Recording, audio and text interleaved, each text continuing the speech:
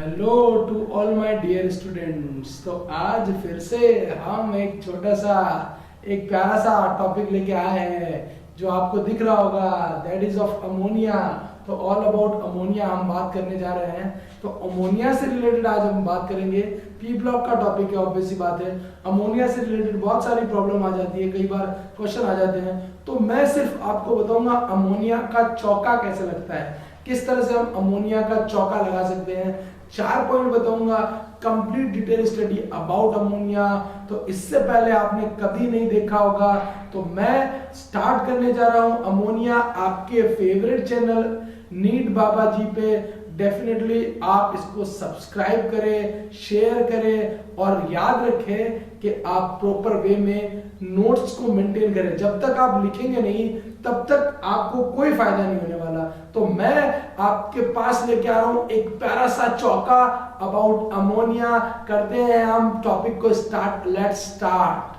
तो हम स्टार्ट करने जा रहे हैं अमोनिया से रिलेटेड पॉइंट्स। तो आज हम 4 चौके लगाएंगे, मैंने बोल दिया पहले ही, चौका लगाएंगे। इसका मतलब यह है कि हम 4 पॉइंट्स की बात करेंगे। उन 4 पॉइंट्स में डिटेल में मैं बताऊंगा कि अमोनिया से रिलेटेड क्या क्या हो सकता है। सबसे पहले हम बात करेंगे प्रिपरेशन ऑफ अमोनिया।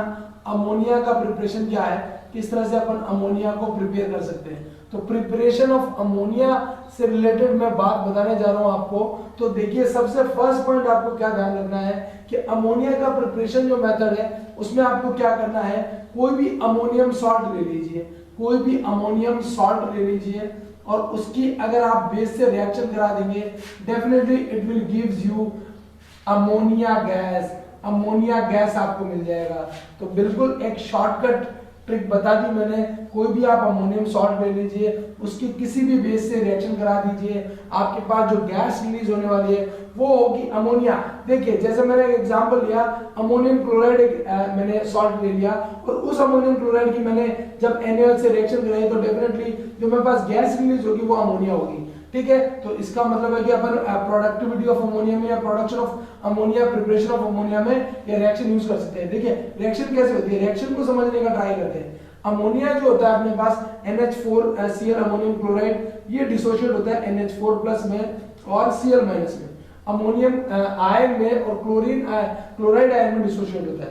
और ये जो अमोनियम आयन अपने पास होता है, फर्दर ये जो होता है एक्चुअल में इक्विलिब्रियम में प्रेजेंट रहता है, जिसमें अमोनिया और जो मेरे पास H+ आयन है, NH4+ जो होता है वो इस तरह से प्रेजेंट रहता है, जिसमें क्या होता है कि अमोनिया और H+ आयन एक दूसरे से बाइंडेड है। ऑब्वियस सी बात है कि H+ अपने पास क्या है, प्रोटॉन है, जबकि NH3 जो अपने पास हो जिसके पास इलेक्ट्रॉन डेंसिटी प्रेजेंट है। अब जैसे ही आप बेस से रिएक्शन कराएंगे, डेफिनेटली वाटर मॉलिक्यूल रिलीज हो जाएगा और वाटर रिलीज हो जाएगा और अमोनिया गैस रिलीज हो जाएगी।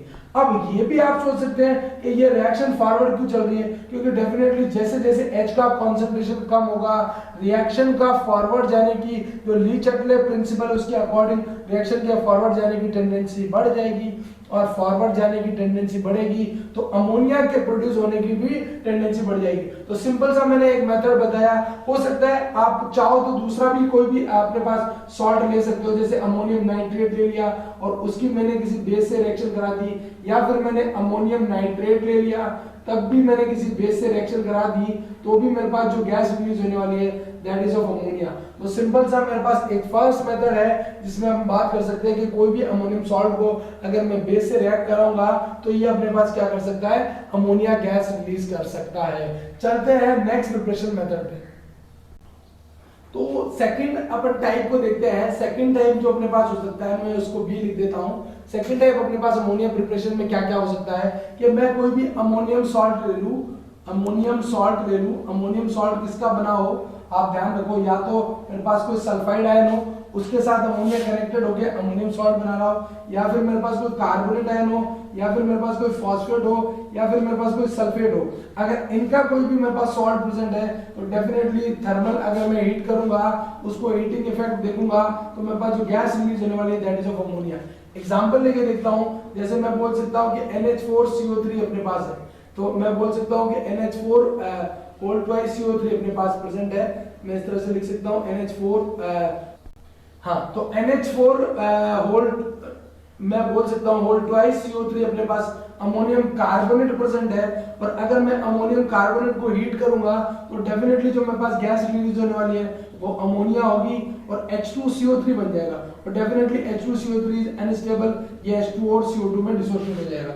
या मान लीजिए कि मेरे पास कोई भी और दूसरा सल्फेट, अमोनियम सल्फेट प्रेजेंट है, उसको अगर मैं हीट करता हूं तो यहाँ पर मेरे पास अमोनिया गैस रिलीज हो जाती है और H2SO4 बनता है, और further it will convert into H2 और SO3 में कन्वर्ट हो जाता है। या फिर मैं बोल सकता हूँ कि NH4 सल्फाइड मेरे पास प्रेजेंट है, अमोनियम सल्फाइड है, उसको अगर मैं हीट करता हूँ तो डेफिनेटली मेरे पास अमोनिया गैस रिलीज होती है और H2S गैस रिलीज हो जाती है।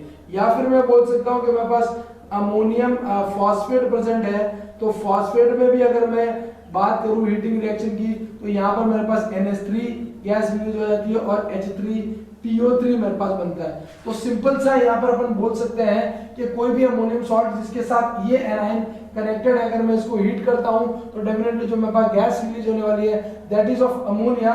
तो अमोनिया से रिलेटेड ये भी क्वेश्चन आ सकता है कि इस तरह के जो भी मेरे पास एनायंस है, जो भी एनायन है अमोनियम आयन के साथ कनेक्टेड है, उनको अगर हीट करने पर मेरे पास जो है वो ऐसा प्रोडक्ट बनते हैं जिनमें सारे गैसेस हैं। आप देखिए H2 और CO3 भी वोलेटाइल है, अमोनिया भी वोलेटाइल है, मतलब नो रेसिड्यू वाली कंडीशन बनती है, कोई भी रेसिड्यू मेरे पास बचता नहीं है। चाहे कोई भी एग्जांपल आप देख लें, सभी में मेरे पास यही है कि कोई भी रेसिड्यू नहीं बचता है। तो जब मैं थर्मल टेम्परेचर हीट करके चेक करता हूं अमोनियम सॉल्ट की, सॉल्ट से कैसे अमोनिया प्रोड्यूस किया जा सकता है, तो यहाँ पर जो अपने पास बनने वाले हैं किसी में भी कोई भी रेजिड्यू नहीं बचेगा।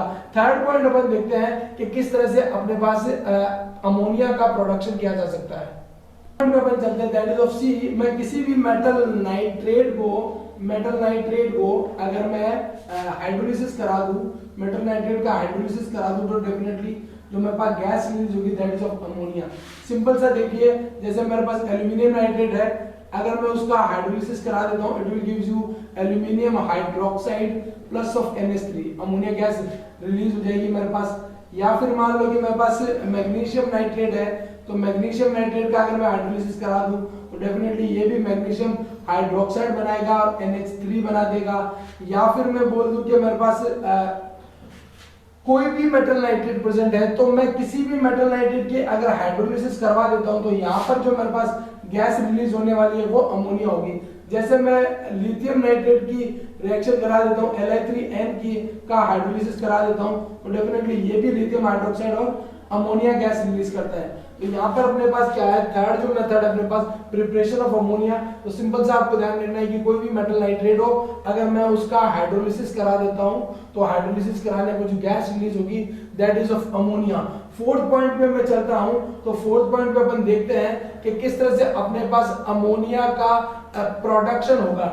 जैसे मैं बोल सकता हूँ कि कोई भी नाइट्रेट है या नाइट्राइट है, और अगर मैं उसकी रिएक्शन कोई बेस से करा देता हूँ in the presence of aluminium या जिंक मेटल, तो मेरे पास जो गैस रिलीज होने वाली है that is of ammonia gas. Simple से इस बात को समझे कि जैसे मेरे पास एल्यूमिनियम है, अगर मैं उसकी बेस से रिएक्शन कराता हूँ तो आपको पता है कि मेटल जब भी बेस से रिएक्शन करता है तो नेसेंट हाइड्रोजन रिलीज होती है। यही नेसेंट हाइड्रोजन जो अपने पास होती है वो नाइट्रेट में या नाइट्राइट में रिएक्ट करके अमोनिया का प्रोडक्शन करती है। तो सिंपल सा मुझे 4 फैक्ट ध्यान रखने हैं। अभी वो चौका लगाया नहीं है मैंने सिर्फ फर्स्ट बॉल पे जो मेरे पास चौका था उसमें से फर्स्ट पॉइंट बताया, और उन फर्स्ट पॉइंट में मेरे पास 4 पॉइंट थे जिनमें मैंने देखा कि जो अमोनियम सॉल्ट है उसकी बेस से रिएक्शन कराने पर जो गैस रिलीज होती है दैट इज ऑफ अमोनिया। दूसरे पॉइंट में मैंने बोला कि पर्टिकुलरली सल्फेट, कार्बोनेट, फॉस्फेट या मेरे पास कोई भी साइनाइड है, उसके जो एनायन है अमोनियम आयन के साथ कनेक्टेड है, अगर उनको मैं थर्मल टेम्परेचर देता हूं तो यहां से जो गैस रिलीज होगी वो मेरे पास अमोनिया होगी। थर्ड पॉइंट मैंने बोला कि मेटल नाइट्रेट जो भी है उसका अगर हाइड्रोलिसिस कराऊंगा तो यहाँ पर मेरे पास अमोनिया गैस रिलीज होगी। और फोर्थ पॉइंट मैं बोलूंगा कि जो नाइट्रेट या नाइट्राइट है उसकी बेस से और एल्यूमिनियम या जिंक जैसी एम्फोटेरिक मेटल्स के साथ रिएक्शन कराऊंगा तो भी मेरे पास अमोनिया गैस रिलीज होगी। ऑब्वियसली बात है, आपको पहले ही मैंने मेरा एक टॉपिक दे रखा है पहले से ही, एस ब्लॉक की रिएक्शन, जिसमें मैंने बता रखा है NaOH के साथ किसी भी मेटल की रिएक्शन एस ब्लॉक की रिएक्शन है, डेफिनेटली वहां पे मैंने एल्यूमिनियम के साथ भी रिएक्शन बता रखी है कि NaOH की रिएक्शन एल्यूमिनियम के साथ कैसी होती है, सोडियम मेटा एल्यूमिनेट बनता है या सोडियम जिंकेट बनता है। तो डेफिनेटली आपको ध्यान रखना है कि इन मेटल्स के साथ एक नेसेंट मेरे पास हाइड्रोजन बनती है, जो नेसेंट हाइड्रोजन क्या करती है, NO2 को और NO3 के साथ रिएक्ट करके अमोनिया गैस रिलीज करती है। तो ये सभी मेरे पास थे प्रिपरेशन मेथड। तो नेक्स्ट मैं चलता हूं अगले पॉइंट पे, मेरे चौका जो लगाने वाला हूं उसके सेकंड पॉइंट पे। तो चलते हैं सेकंड पॉइंट पे। एक और इंपॉर्टेंट नोट आपको ध्यान रखना है कि कई बार आपने ये रिएक्शन पढ़ी होगी, N2+3H2 will convert into ammonia produce करता है 2NH3, जिसको अपन हैपर्स प्रोसेस कहते हैं। तो हैपर्स प्रोसेस आपने कई बार पढ़ा होगा डेफिनेटली। जो अपने पास इसका जो नेचर होता है दैट इज एक्सोथर्मिक, -41.6 किलोजूल पर मोल अपने पास एनर्जी रिलीज होती है। डेफिनेटली इस कंडीशन में मेरे पास जो टेम्परेचर होता है वो लो रिक्वायर्ड होता है और जो प्रेशर होता है वो हाई होता है। अमोनिया के प्रोडक्शन के लिए मेरे पास टेम्परेचर कम होता है और प्रेशर जो होता है वो ज्यादा होता है। बट स्टार्टिंग में जब ये रिएक्शन स्टार्ट होती है उस कंडीशन में मेरे पास जो टेम्परेचर होता है वो हाई होता है। रीजन ये है कि जो मेरे पास नाइट्रोजन है उसका जो ट्रिपल बॉन्ड है, बॉन्ड डिसोसिएशन एनर्जी वो बहुत ज्यादा है। तो बॉन्ड डिसोसिएशन एनर्जी को डिसोशिएट करने के लिए नाइट्रोजन को हमें टेम्परेचर की रिक्वायरमेंट होती है। तो स्टार्टिंग में टेम्परेचर ज्यादा होता है बट बाद में हमें मेंटेन करके टेम्परेचर को कम करना पड़ता है। तो प्रोसेस में प्रोडक्शन ऑफ अमोनिया बढ़ता है। अब यहाँ पर जो हैपर्स प्रोसेस है उसमें इंपॉर्टेंट पॉइंट ये है कि एक मेरे पास K2O और Al2O3 का चैम्बर होता है, K2 और Al2O3 का चैम्बर होता है। अब एक्चुअल में K2 और Al2O3 का जो चैम्बर प्रेजेंट होता है उसका काम होता है प्यूरिफिकेशन का। तो इसे प्यूरिफिकेशन चैम्बर भी बोलते हैं। तो प्यूरिफिकेशन चैम्बर कैसे बोलते हैं, डेफिनेटली जो मेरे पास अमोनिया प्रोड्यूस होता है वो अमोनिया थोड़ा सा इम्प्योर होता है, इम्प्योर अमोनिया होता है। तो इम्प्योर अमोनिया एक्चुअल में ऑक्साइड की इम्प्योरिटी आ जाती है। तो ऑक्साइड इम्प्योरिटी आने की वजह से अपने पास जो प्रोडक्शन ऑफ अमोनिया होता है वो इम्प्योर होता है। तो उस इम्प्योर अमोनिया को बनने से बचाने के लिए या ऑक्साइड की इम्प्योरिटी को दूर करने के लिए K2 या Al2O3 का जो चैम्बर होता है मेरे पास प्रेजेंट रहता है। तो यहाँ पर अपने पास क्या होता है, प्योर अमोनिया प्रोडक्शन में ये जो प्यूरिफिकेशन चैम्बर है वो यूज होता है। डेफिनेटली यहाँ पर जो मेरे पास कैटलिस्ट होता है वो Fe कैटलिस्ट यूज होता है और जो मेरे पास प्रोमोटर होता है दैट इज मोलिब्डेनम। तो मोलिब्डेनम अपने पास क्या होता है, प्रोमोटर होता है और Fe मेरे पास कैटलिस्ट होता है। कैटलिस्ट रिएक्शन को प्रमोट करता है और वैसी बात है रिएक्शन की रेट को बढ़ा देता है। और यहाँ पर मोलिब्डेनम जो अपने पास होता है वो प्रोमोटर की तरह यूज करता है। मतलब प्रोमोटर वो जो दूसरे कोई भी मेरे पास इंप्योरिटीज है जो अमोनिया के प्रोडक्शन को रोक रहे हैं उनको रोकने का काम मोलिब्डेनम करता है। तो इसलिए यहाँ पर ये एज ए प्रोमोटर यूज होता है। तो ये भी एक अपने पास इंपॉर्टेंट है। यहाँ पर आपको ध्यान रखना है कि प्यूरिफिकेशन चैम्बर में मेरे पास K2 और Al2O3 का एक चैम्बर होता है जो कि क्या करता है, इम्प्योर अमोनिया प्रोड्यूस होने से बचाता है। मतलब जो भी ऑक्साइड की इम्प्योरिटी होती है डेफिनेटली जब हाइड्रोजन बर्न होगा तो उसके साथ एनवायरनमेंट का कुछ ना कुछ ऑक्सीजन प्रेजेंट होगा, वो भी इसके साथ कंबाइंड होकर इम्प्योर अमोनिया प्रोड्यूस करता है। तो उस इम्प्योर अमोनिया से बचाने के लिए K2 और Al2O3 के चैम्बर से पास किया जाता है। तो चलते हैं नेक्स्ट पॉइंट पे। सेकेंड पॉइंट पे अपन चलते हैं। तो मैंने बोला था कि आज हम अमोनिया का चौका लगाने वाले हैं। तो उसमें से मैं सेकेंड पॉइंट पे चलता हूं that is of identification of ammonia. Identification of ammonia, definitely identification को आप टेस्ट भी कह सकते हैं। तो आइडेंटिफिकेशन या टेस्ट ऑफ अमोनिया में हम क्या कंसीडर करेंगे, सबसे पहले मैं बोलूंगा कि अमोनिया इज कलरलेस गैस। तो अमोनिया मेरे पास कलरलेस है।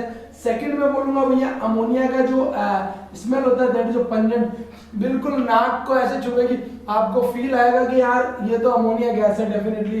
थर्ड में बोल सकता हूँ कि जो मेरे पास सी पॉइंट है that is of basic nature.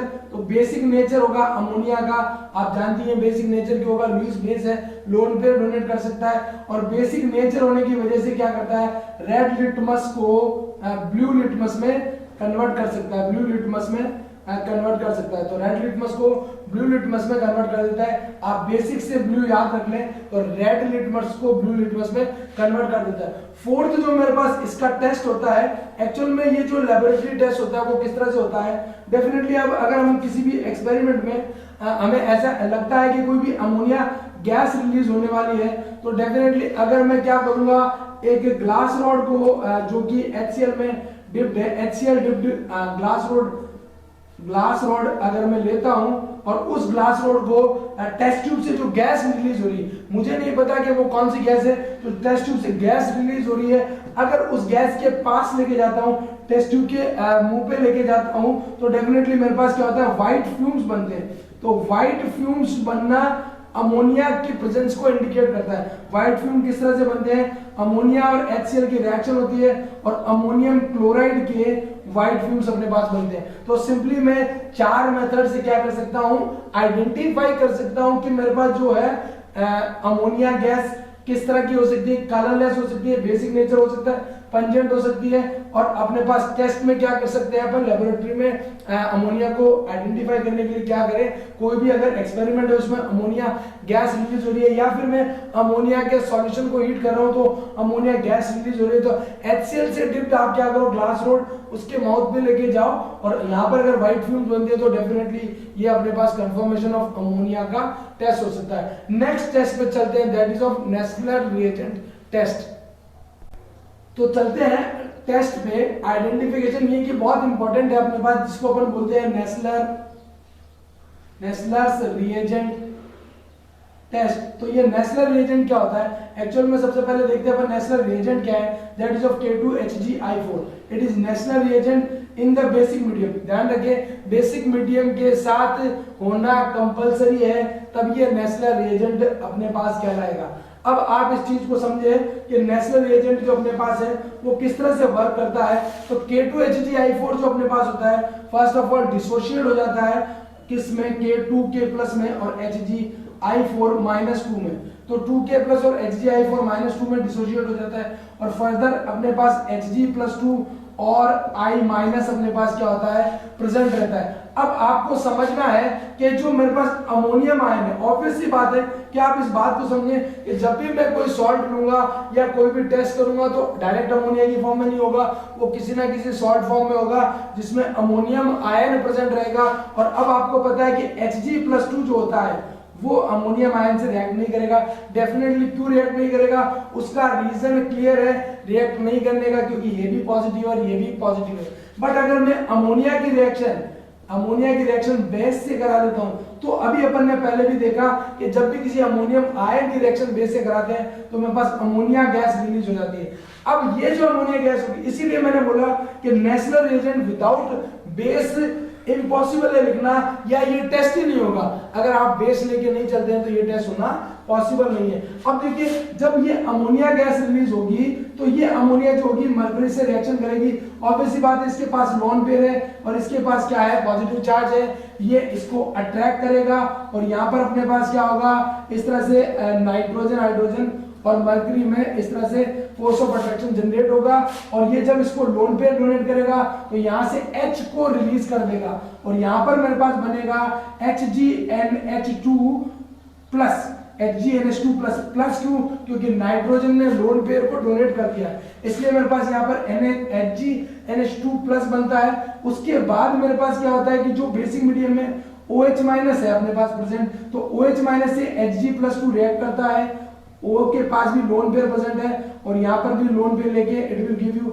HgO+ of H+, और ये मेरे पास कंबाइंड फॉर्म में क्या करता है, इस तरह से मेरे पास जो प्रोडक्ट है वो इस तरह से रिएक्शन करता है कि जब भी नेस्लर रिएजेंट की रिएक्शन लिखी जाती है, K2HgI4 की रिएक्शन अगर मैं अमोनियम आयन से या अमोनियम सॉल्ट से करवाता हूँ या मैं अमोनिया से करवाता हूँ, तो जो मेरे पास प्रोडक्ट बनता है that is of HgO HgNH2, इसको अपन बोलते हैं आयोडाइड ऑफ मिलन्स बेस। तो आयोडाइड ऑफ मिलन्स बेस बोलते हैं और यही मेरे पास नेस्लर रिएजेंट टेस्ट होता है जिससे मैं आराम से अमोनिया को आइडेंटिफाई कर सकता हूं, क्योंकि यही अमोनिया द्वारा टेस्ट दिया जाता है। तो चलते हैं नेक्स्ट पॉइंट पे। तो थर्ड पॉइंट चौका जो अपन लगाने वाले उसमें मैं थर्ड पॉइंट में पहुंच गया हूं। तो थर्ड पॉइंट मेरे पास क्या है, ammonia use to identify ammonia use to identify d block element. तो डी ब्लॉक एलिमेंट को आइडेंटिफाई करने में भी अमोनिया यूज होता है। तो डी ब्लॉक आइडेंटिफाई करने में जब अमोनिया यूज होता है, किस तरह से अपने पास अमोनिया यूज होता है, डेफिनेटली अगर मेरे पास कोई भी डी ब्लॉक मेटल है और अगर उसके साथ अमोनिया की रिएक्शन करा दूं तो मेरे पास जो मेटल हाइड्रोक्साइड बनेगा उसका डेफिनेटली प्रेसिपिटेट बनेगा। अब ये प्रेसिपिटेट मेरे पास दो तरह का हो सकता है, या तो ये डी ब्लॉक का हो सकता है और या फिर ये पी ब्लॉक का हो सकता है। तो डेफिनेटली अगर डी ब्लॉक का है तो इसमें कॉम्प्लेक्स का प्रेसिपिटेट बनेगा, कॉम्प्लेक्स फॉर्मेशन होगा। जबकि अगर ये पी ब्लॉक की कोई भी मेटल है तो यहाँ पर कॉम्प्लेक्स फॉर्मेशन नहीं होगा, कॉम्प्लेक्स फॉर्मेशन नहीं होगा। अगर डी ब्लॉक की मेटल है तो कॉम्प्लेक्स फॉर्मेशन होगा और अगर डी ब्लॉक की मेटल नहीं है तो कॉम्प्लेक्स फॉर्मेशन नहीं होगा।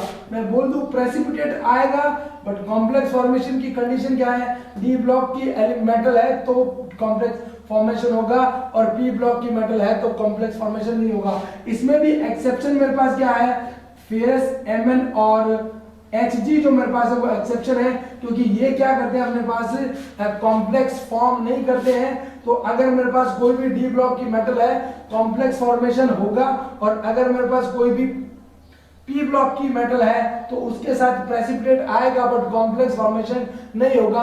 मैं कुछ एग्जांपल आपको देता हूं तो आपको ध्यान रखना है कि किस तरह से अपने पास कॉम्प्लेक्स फॉर्मेशन होगा कि नहीं होगा। जैसे मैं बोल दूं कि मेरे पास अमोनिया जो हो वो लिमिटेड अमोनिया हो, या फिर मैं बोल सकता हूं कि जो मेरे पास अमोनिया हो वो एक्सेस में प्रेजेंट हो। तो अमोनिया लिमिटेड हो या अमोनिया एक्सेस हो, अगर मैं मान लो कि ले लेता हूं जैसे Fe+2 मेरे पास मेटल है तो डेफिनेटली अमोनिया के साथ क्या करेगा, वो पीपीटी बनाएगा और यहां पर भी पीपीटी बनाएगा। या फिर मैं मान लो कि बोल देता हूं कि कोबाल्ट+2 में ले लेता हूं तो अगर लिमिटेड है मेरे पास तो पीपीटी बनाएगा और अगर अमोनिया एक्सेस में प्रेजेंट है तो मैं बोलूंगा कि कॉम्प्लेक्स बनाएगा। या फिर मैं बोल सकता हूं कि मेरे पास Mn+2 प्रेजेंट हो तो Mn+2 में मेरे पास पीपीटी बनेगा और यहां मैंने लिखा कि यहां पर भी पीपीटी बनेगा, कॉम्प्लेक्स नहीं बनेगा। या फिर मैं बोल सकता हूं कि मेरे पास सिल्वर हो तो सिल्वर की कंडीशन में मैं बोलूंगा कि यहां पर पीपीटी बनेगा और यहां पर मेरे पास कॉम्प्लेक्स बनेगा। तो सिंपल सा आपको समझ में आ रहा होगा कि मैं क्या कहना चाहता हूं। कॉपर हो तो यहां पर पीपीटी बनेगा और यहां पर मेरे पास कॉम्प्लेक्स बनेगा। तो आपको ध्यान रखना है कि कॉपर के साथ जो कॉम्प्लेक्स बनता है वो ब्लू कलर का कॉम्प्लेक्स होता है। तो आप ब्लू कलर के कॉम्प्लेक्स को आसानी से याद रख सकते हैं। और मैं बोल सकता हूं कि अगर मेरे पास निकल है तो निकल+2 के साथ लिमिटेड कंडीशन में मेरे पास प्रेसिपिटेट बनेगा और यहाँ पर भी ये कॉम्प्लेक्स बनेगा और कॉम्प्लेक्स यहाँ पर भी निकल के साथ ब्लू कलर का कॉम्प्लेक्स बनेगा। तो आपको ध्यान क्या रखना है कि अगर मेरे पास अमोनिया लिमिटेड फॉर्म में है तो अगर पी ब्लॉक या डी ब्लॉक कोई भी एलिमेंट है तो डेफिनेटली इन तीनों को छोड़ के बाकी सभी के साथ प्रेसिपिटेट ही बनेगा। सभी में प्रेसिपिटेट बनेगा जब अमोनिया लिमिटेड होगा। लेकिन अगर मेरे पास अमोनिया एक्सेस में प्रेजेंट होगा तो अमोनिया एक्सेस में प्रेजेंट होने पर इन तीनों एलिमेंट के अलावा बाकी सारे एलिमेंट के साथ डी ब्लॉक के एलिमेंट्स अमोनिया एक्सिस में प्रेजेंट होने पर कॉम्प्लेक्स फॉर्म करती है। और स्पेशली मैं बोलूंगा कि कॉपर की कंडीशन में मेरे पास क्या होता है, कॉम्प्लेक्स ब्लू कलर का होता है। निकल की कंडीशन में भी कॉम्प्लेक्स ब्लू कलर का होता है। सपोज कीजिए अगर मेरे पास मान लीजिए कि Pb+2 होता है तो डेफिनेटली ये मेरे पास पी ब्लॉक का एलिमेंट है, ये प्रेसिपिटेट बनाता है यहाँ पर भी और इस कंडीशन में भी मेरे पास क्या होता है, प्रेसिपिटेट बनाता है। तो आप सिंपल सा ध्यान रख सकते हैं कि किसी भी डी ब्लॉक के एलिमेंट को एक्सेप्शनली Fe, Mn और Hg को आइडेंटिफाई करने के लिए मैं अमोनिया को किस तरह से यूज कर सकता हूं। नेक्स्ट अपन लास्ट पॉइंट अपने चौके पे चलते हैं। तो क्या अपना लास्ट पॉइंट है, that is of the reaction of ammonia. चलते हैं नेक्स्ट पॉइंट पे। तो लास्ट पॉइंट में अपन चलते हैं। फोर्थ पॉइंट अपने पास है that is of reaction of ammonia. तो रिएक्शन ऑफ अमोनिया, अमोनिया किस किस तरह की रिएक्शन देता है। तो मैं सबसे पहले रिएक्शन लिखूंगा that is of thermal reaction. Thermal अपने पास रिएक्शन कैसे होती है, डेफिनेटली अगर मैं अमोनिया को हीट करता हूं तो मेरे पास N2 और H2 गैस रिलीज हो जाती है, N2 और H2 गैस रिलीज हो जाती है। सेकंड में रिएक्शन चलता हूं कंबशन रिएक्शन पे। तो कंबशन रिएक्शन में मेरे पास क्या होता है, देखो कंबशन रिएक्शन में अगर मैं अमोनिया की रिएक्शन O2 से कराता हूं तो डेफिनेटली मेरे पास नाइट्रोजन गैस रिलीज हो जाएगी और H2O बन जाएगा। अमोनिया की गैस अमोनिया से रिएक्शन कराने पर ऑक्सीजन की प्रेजेंस में कंबशन होगा। और अगर मैं बोल दूं कि मैं अमोनिया की रिएक्शन O2 से करवा दूं 800 डिग्री सेल्सियस पर, और या मेरे पास प्लेटिनम हो या फिर रोडियम हो, इस कंडीशन में मेरे पास जो बनेगा that is of nitrous oxide and H2O। तो ये बात आपको ध्यान रखनी है। ये पहले भी हमने नाइट्रस ऑक्साइड की रिएक्शन आपको बताई है कि किस तरह से नाइट्रस ऑक्साइड बनता है। अगर आपको याद नहीं हो तो आप HNO3 का हमारा एक वीडियो डाल रखा है हमने, तो आप देख सकते हैं, डिस्क्रिप्शन में उसका लिंक है, तो आराम से आपको वो रिएक्शन भी समझ में आ जाएगी किस तरह से बनता है। थर्ड पॉइंट में अपन चलते हैं, that is of metal oxide. तो मेटल ऑक्साइड के साथ किस तरह से रिएक्शन देता है, तो अमोनिया की मेटल ऑक्साइड से रिएक्शन कराने पर, जैसे मेरे पास कोई भी मेटल ऑक्साइड है, कॉपर ऑक्साइड है, तो इसमें क्या करता है अमोनिया, उसका रिडक्शन कर देता है मेटल का, कॉपर बना लेता है अपने पास, नाइट्रोजन गैस रिलीज हो जाती है और H2O बना लेता है। तो यहां से कई बार क्वेश्चन आ जाता है कि नाइट्रोजन गैस जो अपने पास होती है वो किस कंडीशन में रिलीज होती है, या इस रिएक्शन में कौन सी गैस रिलीज होती है। या फिर मैं बोल सकता हूं कि मान लो कि मेरे पास कोई लेड ऑक्साइड है और उसकी रिएक्शन में अमोनिया से करा देता हूं, तो इस कंडीशन में भी मेरे पास मेटल मिलता है, नाइट्रोजन गैस रिलीज होती है और H2O बनता है। तो ये अपने पास क्या है, तीन रिएक्शन है, थर्मल रिएक्शन, कंबशन रिएक्शन और मेटल ऑक्साइड के साथ रिएक्शन कैसे होती है। नेक्स्ट हम देखते हैं कि जो भी मेरे पास हैलोजेंस हैं उनके साथ किस तरह से अमोनिया रिएक्ट करता है। तो चलते हैं रिएक्शन विद हैलोजन। तो रिएक्शन विद हैलोजन की बात करते हैं तो आपको पता ही है कि भैया अपने पास जो फ्लोरीन होता है वो तो बहुत ज्यादा रिएक्टिव है, वो रिएक्शन नहीं करता है, मतलब इस अमोनिया से रिएक्शन करने की कंडीशन में नहीं है। तो सबसे पहले मैं बताता हूं कि रिएक्शन विद क्लोरीन, क्लोरीन किस तरह से रिएक्शन करता है। तो क्लोरीन में अपने पास दो कंडीशन है, या तो मैं अमोनिया ले लूं और Cl2 ले लूं लिमिटेड। तो लिमिटेड Cl2 लेने पर मेरे पास बनता है अमोनियम क्लोराइड। तो अमोनियम क्लोराइड मेरे पास बन जाता है और नाइट्रोजन गैस रिलीज हो जाती है। और अगर मैं NH3 की रिएक्शन करा देता हूं Cl2 एक्सिस में लेके, तो मैं आपको बता दूं it is a explosive reaction. एक एक्सप्लोसिव रिएक्शन है जिसमें अपने पास NCl3 बनता है, एक्सप्लोसिव फॉर्म में NCl3 रिलीज होता है। तो आपको ध्यान रखना है कि कैसे एक्सप्लोसिव रिएक्शन है, ये बड़ी इंपॉर्टेंट रिएक्शन है, इसको अपने को माइंड में बिठा लेना है। तो सेकंड अपने पास आती है रिएक्शन विद ब्रोमीन। तो ब्रोमीन के साथ भी कोई खास रिएक्शन नहीं देता, तो आपको ब्रोमीन के साथ सिंपल सा ध्यान रखना है कि अमोनिया अगर Br2 के साथ रिएक्शन करेगा तो Br2 के साथ रिएक्शन करके it will form ammonium bromide, तो अमोनियम ब्रोमाइड बना लेता है। थर्ड मेरे पास आता है रिएक्शन विद आयोडीन। तो ये बड़ी इंपॉर्टेंट है। तो आयोडीन के साथ रिएक्शन किस तरह से अपने पास दे सकता है, तो अमोनिया की अगर मैं रिएक्शन करा दूं आयोडीन से तो इट विल फॉर्म NH4 और Ni3। तो मेरे पास क्या होता है, नाइट्रोजन ट्राई आयोडाइड बनाता है। तो नाइट्रोजन ट्राई आयोडाइड बनाता है जो कि डार्क पीपीटी देता है। अब ये कोई बहुत ज्यादा स्टेबल कंपाउंड नहीं है, एक अनस्टेबल कंपाउंड है जो फर्दर डिसोसिएट होके मेरे पास आयोडीन देता है, नाइट्रोजन देता है और अमोनियम आयोडाइड बनाता है। मतलब अगर मैं चाहूं तो इसकी रिएक्शन लिख सकता हूं कि अपने पास NH3 जो होता है वो ट्राइनाइट्रो आयोडाइड फर्दर डिसोसिएट होके अपने पास नाइट्रोजन देता है, आयोडीन देता है और अमोनियम आयोडाइड देता है। तो ये मेरे पास कंप्लीट रिएक्शन है रिलेटेड टू अमोनिया। एक लास्ट रिएक्शन मैं लिख देता हूं आपको जिसमें अपने पास क्या है, अमोनिया की रिएक्शन जो होती है वो CO2 से होती है। 400 डिग्री सेल्सियस पर अगर CO2 से रिएक्शन कराएंगे तो it will give you urea. तो ये मेरे पास क्या करता है, यूरिया बनाता है। तो आप सिंपल सा, मैंने 4 शॉट में चौके में आपको पूरा अमोनिया से रिलेटेड एक्सप्लेनेशन बताया। फर्स्ट कंडीशन में मैंने आपको क्लियरली मेंशन किया कि किस तरह से मेरे पास प्रोडक्शन ऑफ अमोनिया या मैं प्रिपेयर कर सकता हूं अमोनिया को। सेकंड मैंने आइडेंटिफिकेशन बताया। थर्ड मैंने डी ब्लॉक एलिमेंट्स को आइडेंटिफाई करने में अमोनिया कैसे यूजफुल है उसको बताया। और फोर्थ मैंने बताया all about the reaction related to ammonia. Ammonia hydrogen के साथ कैसे रिएक्शन करता है, कार्बन डाइऑक्साइड के साथ किस तरह से रिएक्शन करता है, या जो भी मैंने कंप्लीट डिटेल डिस्क्रिप्शन में आपको अमोनिया बता दिया है। अब बस आपको बिल्कुल पेन और नोटबुक साथ में रखते हुए इनको नोट करना है, लिखना है और तैयार रहना है और हमेशा हमारे चैनल से जुड़े रहना है। तो अगर आपको पसंद आया तो लाइक करें, शेयर करें, सब्सक्राइब करें। ओके, थैंक यू, मिलते हैं नेक्स्ट वीडियो में।